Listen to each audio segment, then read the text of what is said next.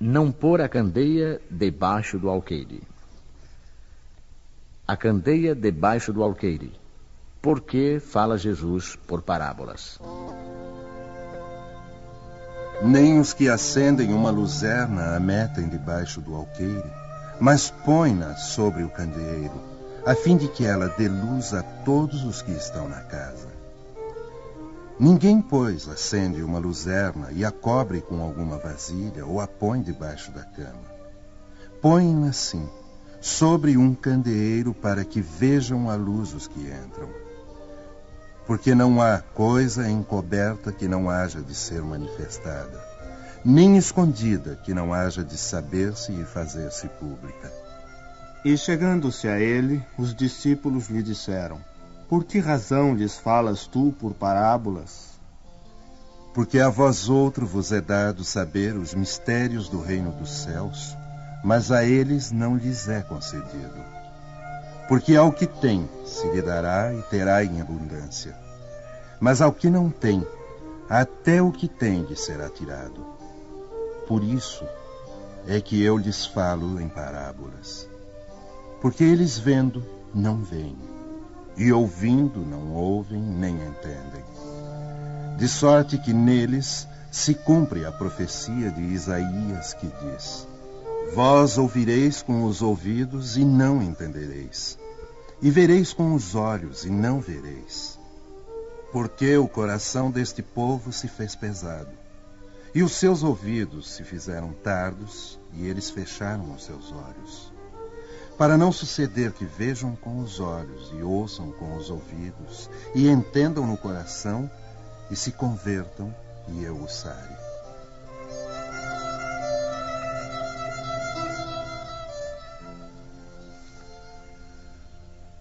Causa estranheza ouvir Jesus dizer que não se deve pôr a luz debaixo do alqueire, ao mesmo tempo que esconde a toda hora o sentido das suas palavras sob o véu da alegoria, que nem todos podem compreender. Ele se explica, entretanto, dizendo aos apóstolos: Eu lhes falo em parábolas, porque eles não estão em condições de compreender certas coisas. Eles veem, olham, ouvem e não compreendem. Assim, dizer-lhes tudo, ao menos agora, seria inútil. Mas a vós o digo, porque já vos é dado compreender esses mistérios. Ele procedia, portanto, para com o povo, como se faz com as crianças, cujas ideias ainda não se encontram desenvolvidas. Dessa maneira, indica-nos o verdadeiro sentido da máxima: não se deve pôr a candeia debaixo do alqueire, mas sobre o candeeiro, a fim de que todos os que entram possam vê-la. Ela não diz que tenhamos de revelar inconsideradamente todas as coisas, pois todo o ensinamento deve ser proporcional à inteligência de quem o recebe, e porque há pessoas que uma luz muito viva pode ofuscar sem esclarecer. Acontece com os homens em geral o mesmo que com os indivíduos. As gerações passam também pela infância, pela juventude e pela madureza. Cada coisa deve vir a seu tempo, pois a sementeira lançada à terra, fora de tempo, não produz. Mas aquilo que a prudência manda calar momentaneamente, cedo ou tarde deve ser descoberto, porque, chegando a certo grau de desenvolvimento, os homens procuram por si mesmos a luz viva. A obscuridade lhes pesa. Como Deus lhes deu a inteligência para compreenderem e se guiarem entre as coisas da terra e do céu, eles querem racionalizar a sua fé. É então que não se deve pôr a candeia debaixo do alqueire, pois sem a luz da razão, a fé se enfraquece. Se a providência, portanto, na sua prudente sabedoria, não revela a verdade senão gradualmente, é que a vai sempre desvelando à medida que a humanidade amadurece para recebê-la. Ela mantém a luz em reserva e não debaixo do alqueire. Mas os homens que a possuem, em geral, só a ocultam do vulgo com a intenção de dominá-lo. São esses os que põem verdadeiramente a luz debaixo do alqueire. É assim que todas as religiões sempre tiveram os seus mistérios, cujo exame proíbem. Mas enquanto essas religiões se atrasavam, a ciência e a inteligência avançaram e romperam o véu misterioso. O povo que se tornou adulto pôde assim penetrar o fundo das coisas, e então rejeitou na sua fé o que se mostrava contrário à observação. Não podem subsistir mistérios absolutos nesse terreno, e Jesus está com a razão quando afirma que não há nada secreto que não deva ser conhecido. Tudo o que está oculto será descoberto um dia, e o que o homem ainda não pode compreender sobre a terra lhe será progressivamente revelado nos mundos mais adiantados, na proporção em que ele se purificar. Aqui na terra, ainda se perde no nevoeiro. Pergunta-se que proveito o povo poderia tirar dessa infinidade de parábolas, cujo sentido estava oculto para ele. Deve-se notar que Jesus só se exprime em parábolas sobre as questões, de alguma maneira abstratas, da sua doutrina. Mas, tendo feito da caridade e da humildade a condição expressa da salvação, tudo o que disse a esse respeito é perfeitamente claro, explícito e sem nenhuma ambiguidade. Assim devia ser, porque se tratava de regra de conduta, regra que todos deviam compreender para poderem observar. Era isso o essencial para a multidão ignorante, à qual se limitava a dizer: eis o que é necessário para se ganhar o reino dos céus. Sobre outras questões, só desenvolvia os seus pensamentos para os discípulos. Estando eles mais adiantados moral e intelectualmente, Jesus podia iniciá-los nos princípios mais abstratos. Foi por isso que disse: ao que já tem, ainda mais se dará, e terá em abundância. Não obstante, mesmo com os apóstolos, tratou de modo vago sobre muitos pontos, cuja inteligência completa estava reservada aos tempos futuros.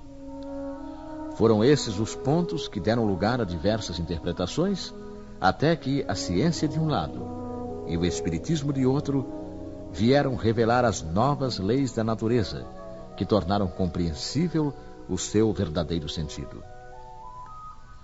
O espiritismo vem atualmente lançar a sua luz sobre uma porção de pontos obscuros, mas não o faz inconsideradamente. Os espíritos procedem, nas suas instruções, com admirável prudência. É sucessiva e gradualmente que eles têm abordado as diversas partes já conhecidas da doutrina, e é assim que as demais partes serão reveladas no futuro, à medida que chegue o momento de fazê-las sair da obscuridade. Se a houvessem apresentado completa desde o início, ela não teria sido acessível senão a um pequeno número, e teria mesmo assustado aqueles que não se achavam preparados, o que seria prejudicial à sua propagação. Se os espíritos, portanto, ainda não dizem tudo ostensivamente, não é porque a doutrina possua mistérios reservados aos privilegiados, nem que eles ponham a candeia debaixo do alqueire, mas porque cada coisa deve vir no tempo oportuno.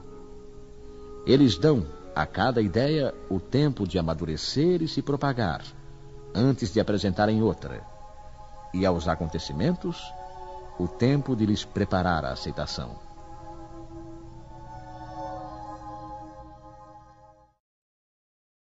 Não ir aos gentios. A estes 12 enviou Jesus, dando-lhes estas instruções: não ireis caminho de gentios, nem entreis nas cidades dos samaritanos, mas ide antes às ovelhas que pereceram da casa de Israel. E pondo-vos a caminho, pregai, dizendo que está próximo o reino dos céus. Jesus demonstra, em muitas circunstâncias, que as suas vistas não estão circunscritas ao povo judeu, mas abrangem a toda a humanidade. Quando disse, portanto, aos apóstolos que não se dirigissem aos pagãos, não foi por desprezar a sua conversão, o que nada teria de caridoso, mas porque os judeus, que aceitavam a unicidade de Deus e esperavam o Messias, estavam preparados pela lei de Moisés e pelos profetas para receberem a sua palavra. Entre os pagãos faltava essa base. Tudo ainda estava por fazer. E os apóstolos ainda não se achavam suficientemente esclarecidos para uma tarefa assim tão pesada. Eis porque lhes disse: ide às ovelhas desgarradas de Israel, ou seja, ide semear em terreno já preparado, pois sabia que a conversão dos gentios viria a seu tempo. Mais tarde, com efeito, os apóstolos foram plantar a cruz no próprio centro do paganismo. Essas mesmas palavras podem ser aplicadas aos adeptos e aos divulgadores do Espiritismo. Os incrédulos sistemáticos, os obstinados zombadores, os adversários interessados, são para eles o que eram os gentios para os apóstolos. A exemplo destes, devem procurar prosélitos, primeiramente entre as pessoas de boa vontade que desejam a luz, nos quais se encontra um germe fecundo e cujo número é grande, sem perderem tempo com os que se recusam a ver e entender, e que mais se aferram ao seu orgulho, quanto mais se der a impressão de valorizar a sua conversão. Mais vale abrir os olhos a 100 cegos que desejam ver claramente, do que a um só que se compraz na obscuridade, porque isso seria aumentar em maior proporção o número dos que sustentam a causa. Deixar os outros em paz não quer dizer indiferença, mas apenas boa política. A vez deles chegará, quando se renderem à opinião geral de tanto ouvirem a mesma coisa incessantemente repetida ao seu redor, pois então julgarão que aceitam a ideia voluntariamente, por si mesmos, e não sob a pressão de outra pessoa. Porque as ideias são como as sementes. Não podem germinar antes da estação própria, e a não ser em terreno preparado.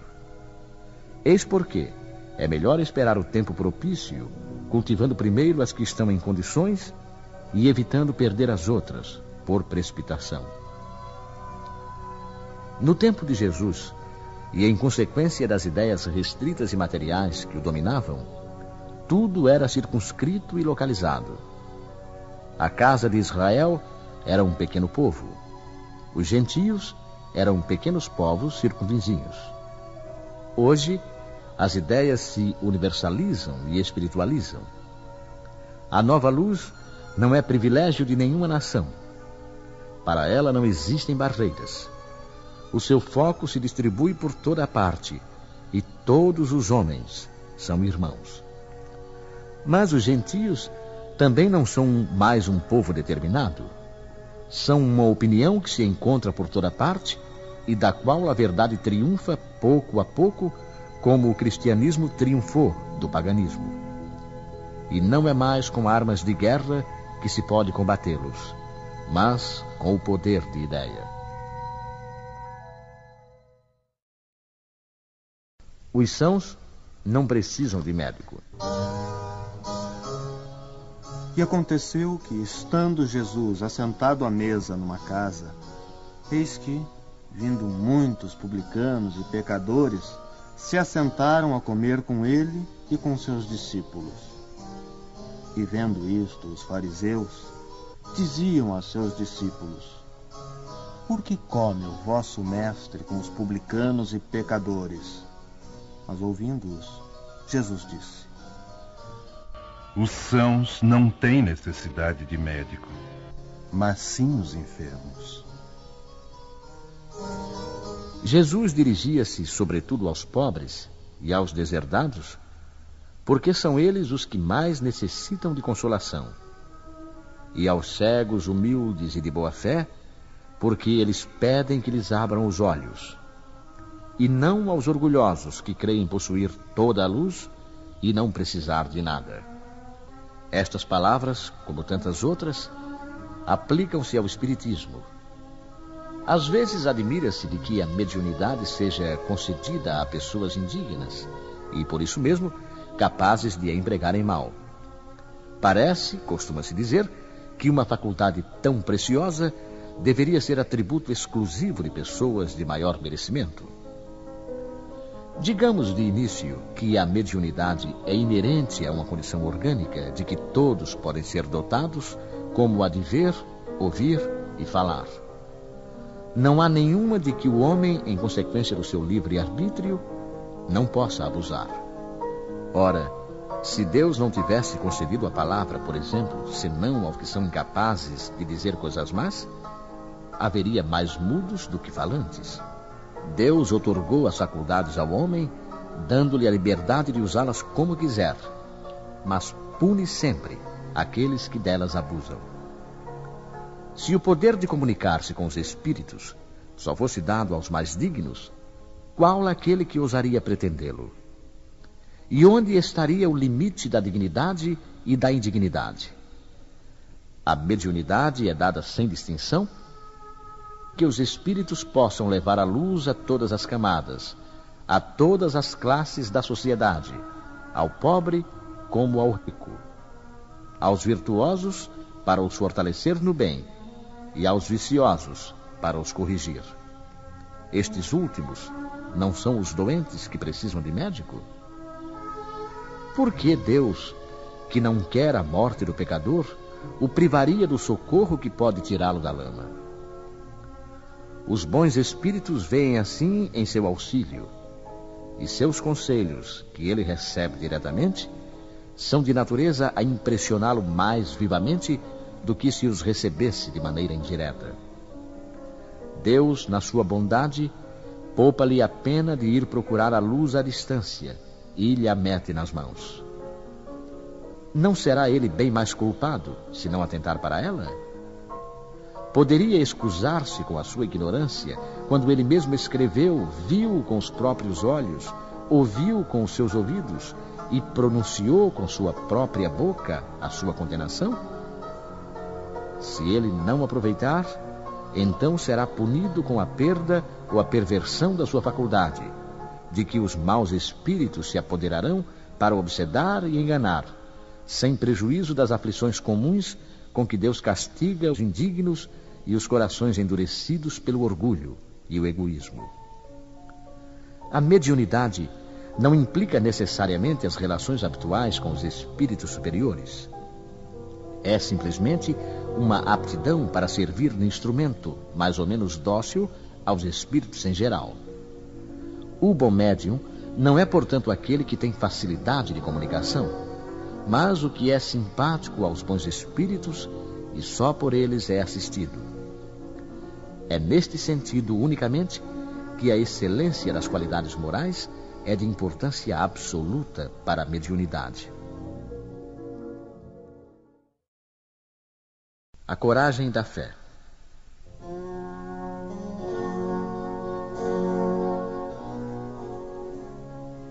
Todo aquele, pois, que me confessar diante dos homens, também eu o confessarei diante de meu Pai que está nos céus. E o que me negar diante dos homens, também eu o negarei diante de meu Pai que está nos céus. Porque se alguém se envergonhar de mim e das minhas palavras, também o Filho do Homem se envergonhará dele quando vier na sua majestade e na de seu Pai e dos santos anjos. A coragem das opiniões sempre mereceu a consideração dos homens, porque é prova de dignidade enfrentar os perigos, as perseguições, as discussões e até mesmo os simples sarcasmos aos quais sempre se expõe aquele que não teme confessar abertamente ideias que não são admitidas por todos. Nisto, como em tudo, o mérito está na razão das circunstâncias e dos resultados que podem advir. Há sempre fraqueza em recuar diante das consequências da sustentação das opiniões, mas há casos em que isso equivale a uma covardia tão grande como a de fugir no momento do combate. Jesus estigmatiza essa covardia no tocante ao problema especial da sua doutrina, ao dizer que, se alguém se envergonhar das suas palavras, ele também se envergonhará daquele, que renegará o que o houver renegado, que reconhecerá perante o Pai que está nos céus o que o confessar diante dos homens. Em outros termos, aqueles que temeram confessar-se discípulos da verdade não são dignos de ser admitidos no reino da verdade. Perderão assim as vantagens da fé, porque se trata de uma fé egoísta que eles guardam para si mesmos, ocultando-a com medo dos prejuízos que lhes possa acarretar no mundo. Enquanto isso, os que colocam a verdade acima dos seus interesses materiais, proclamando-a abertamente, trabalham ao mesmo tempo pelo futuro próprio e dos outros.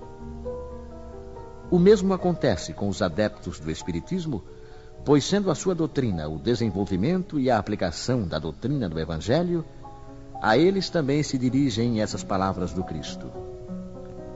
Eles semeiam na terra o que colherão na vida espiritual, os frutos da sua coragem ou da sua fraqueza.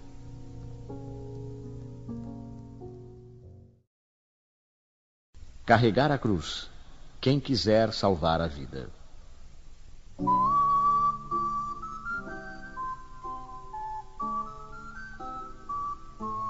Bem-aventurados sereis quando os homens vos aborrecerem e quando vos separarem e carregarem de injúrias e rejeitarem o vosso nome como mal por causa do Filho do Homem.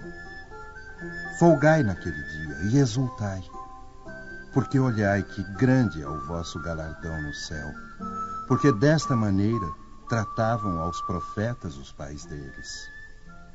E chamando a si o povo com seus discípulos, disse-lhes: Se alguém me quiser seguir, negue-se a si mesmo e tome a sua cruz e siga-me.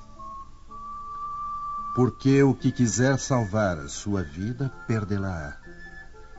Mas o que perder a sua vida por amor de mim e do Evangelho, salvá-la-á. Pois de que se aproveitará ao homem se ganhar o mundo inteiro e perder a sua alma? Regozijai-vos, disse Jesus, quando os homens vos odiarem e vos perseguirem por minha causa, porque sereis recompensados no céu. Essas palavras podem ser interpretadas assim: sede felizes quando os homens, tratando-vos com má vontade, vos derem a ocasião de provar a sinceridade de vossa fé, porque o mal que eles vos fizerem resultará em vosso proveito. Lamentai-lhes a cegueira, mas não os amaldiçoeis. Após isso acrescenta: tome a sua cruz aquele que me quer seguir. Isto é, que suporte corajosamente as tribulações que a sua fé provocar, pois aquele que quiser salvar a sua vida e os seus bens, renunciando a mim, perderá as vantagens do reino dos céus, enquanto os que tudo perderem aqui embaixo, até mesmo a vida, para o triunfo da verdade, receberão na vida futura o prêmio da coragem, da perseverança e da abnegação.